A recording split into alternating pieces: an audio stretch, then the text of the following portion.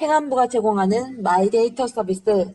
안녕하세요. 토익 컨설팅 디지털 연구소 장종선 선임입니다. 오늘은 행안부가 제공하는 마이데이터 서비스 정부24 전자문서 지갑에 대해 소개하고자 합니다.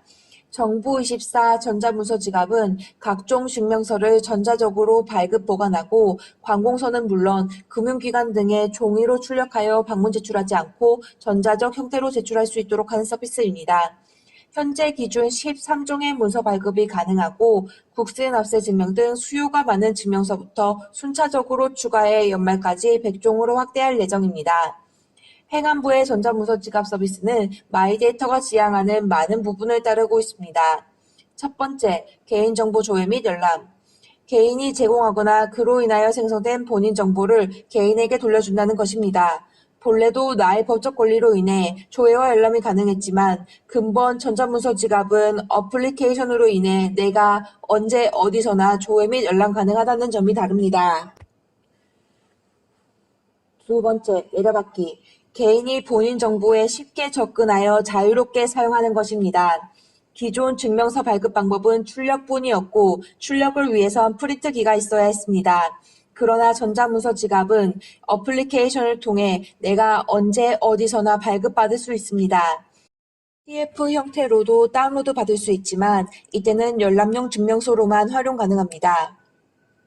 세 번째, 제3자 공유, 선별 공유. 개인이 본인 정보를 누구에게 제공할 것인가 스스로 결정하는 것입니다. 전자문서 지갑에선 세 가지 방법을 통해 나의 증명서를 제3자와 공유할 수 있습니다. 첫 번째 방법은 공공, 행정, 금융기관 등 기관명을 입력하여 해당 기관과 공유하는 것입니다. 두 번째 방법은 제출해야 할 기관에서 QR코드나 전자문서 지갑을 제시할 경우인데요. 이를 통해서도 나의 증명서를 공유할 수 있습니다. 마지막으로 카톡이나 문자, SMS, 라인을 통해 일회 열람용 문서를 공유할 수 있습니다. 글로서만 설명하니 이해가 어렵죠? 자, 그럼 실제 사용하면서 살펴보겠습니다. 먼저 정부24 어플리케이션을 다운받고 로그인합니다. 저는 공인증서를 이용해 로그인하겠습니다. 지금 보고 계신 화면은 정부24 메인 화면인데요. 실제 사용하기 전 여기서 전자문서 지갑이 어디에 있는지부터 살펴보겠습니다. 좌측 최상단에 있는 리스트 버튼을 누르시면 하단에 전자문서 지갑 아이콘을 보실 수 있습니다. 클릭해 보겠습니다. 전자문서 지갑의 메인 페이지로 들어왔네요. 크게 내 증명서, 보냈네요, 받은 증명서 버튼이 있고 상단에선 제가 발급받은 전자지갑 주소를 볼 수 있습니다. 살펴보니 QR코드의 형태로도 제공이 되고 있네요. 다음 우측 리스트 버튼을 통해선 제 전자문서 지갑의 관리 및 활용 방법을 알려주는 버튼들이 있습니다. 자, 전자문서 지갑 페이지를 살펴보았으니 본격적으로 사용해 보겠습니다. 우선 증명서 하나를 전자문서 지갑에 받아 시작합니다. 저는 주민등록표 등본을 받아보겠습니다. 신청하기 버튼을 누르고 주소와 등본 발급 형태를 확인합니다.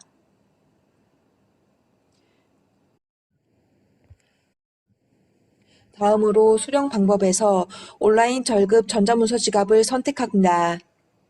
민원을 신청하겠습니다. 처리가 완료되었네요. 이번엔 제 전자문서 지갑으로 이동해 주민등록표 등본이 잘 발급되었는지 살펴보겠습니다. 잘 발급되었습니다. 이제 본격적으로 제3자에게 보내보겠습니다. 이 버튼을 누릅니다.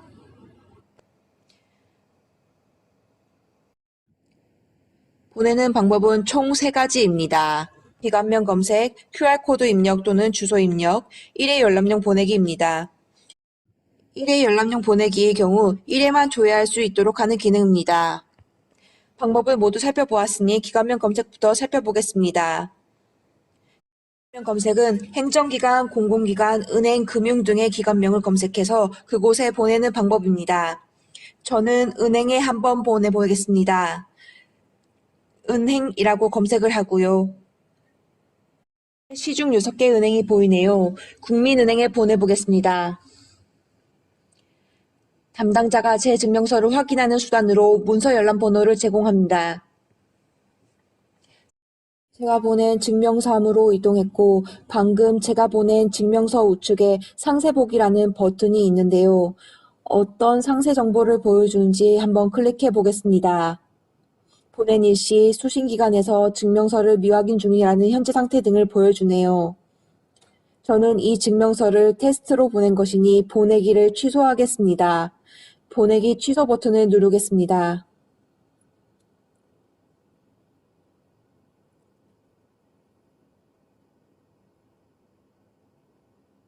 곧바로 보내기가 취소되었다는 메시지가 뜹니다. 자, 다음은 기관이 아닌 제3자와 주고받아 보겠습니다. 우선 다시 제 증명사무로 이동하겠습니다. 보내 증명서를 선택합니다.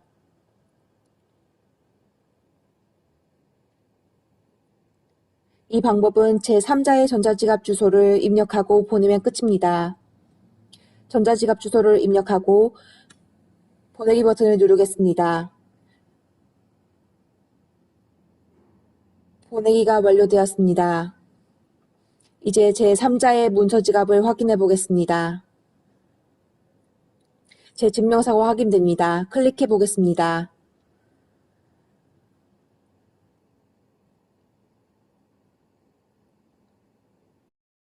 주민등록표 등본이 확인되었습니다. 돌아나와 제 증명사함에서 상태 메시지를 한번 확인해 보겠습니다. 상세보기 버튼을 클릭하고 현재 미확인 중이라고 하네요. 다시 업데이트를 하고 확인해 보겠습니다. 상대방이 열람하였다는 메시지가 뜨네요. 이 외에도 친구가 다운로드도 받을 수 있고 반려할 수 있는 기능도 있습니다.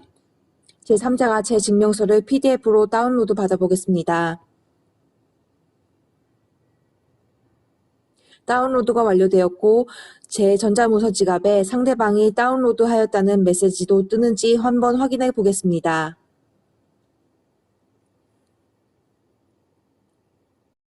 다운로드 되었다는 메시지가 뜹니다. 이번엔 제3자가 받은 증명서를 반려해 보겠습니다. 반려는 다운로드 전 가능하므로 제3자에게 제 증명서를 다시 보낸 뒤 시행해 보겠습니다. 다시 한번 제3자의 전자문서 지갑을 입력해 보겠습니다. 보내기 버튼을 누르고 제3자가 잘 수신하였는지 확인하겠습니다. 수신되었고 문서를 한 번 더 확인해 보겠습니다. 이번엔 제 상세 보기에서 수신자의 현재 상태가 어떻게 표시되는지 확인해 보겠습니다. 먼저 업데이트 버튼을 누르고 상세 보기 버튼을 누르겠습니다.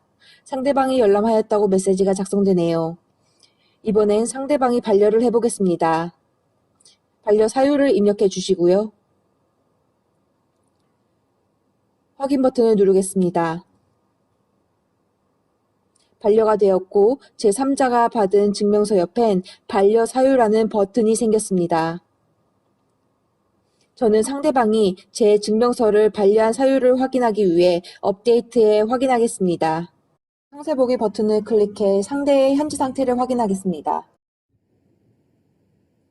사유 버튼을 클릭해 보겠습니다. 마지막으로 1회 열람용 보내기를 해보겠습니다. 1회 열람용 보내기의 경우 상대방의 전자지갑 주소를 몰라도 메신저를 통해 공유할 수 있어 간편합니다. 저는 카카오톡을 선택했고 증명서를 볼 수 있는 URL과 문서 열람 번호가 기재된 카톡이 자동으로 보내졌음을 확인할 수 있습니다. 제3자는 카카오톡 메시지에 기재된 URL을 통해 증명서를 확인해 보겠습니다. URL을 클릭하니 다음과 같은 페이지로 이동하네요. 열람 번호를 입력하고 열람 버튼을 클릭하겠습니다.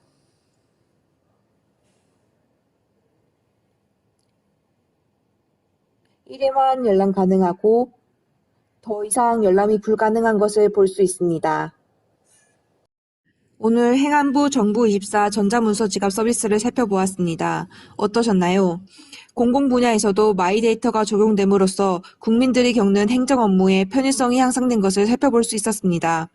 이 서비스를 시작으로 이외 분야에서도 개인에게 이익을 돌려주는 마이데이터 서비스가 계속 출시될 예정이라고 합니다. 특히 행안부에선 마이데이터 포털을 구축 예정이라고 하는데 벌써부터 기대가 됩니다. 이상으로 영상을 마치겠습니다.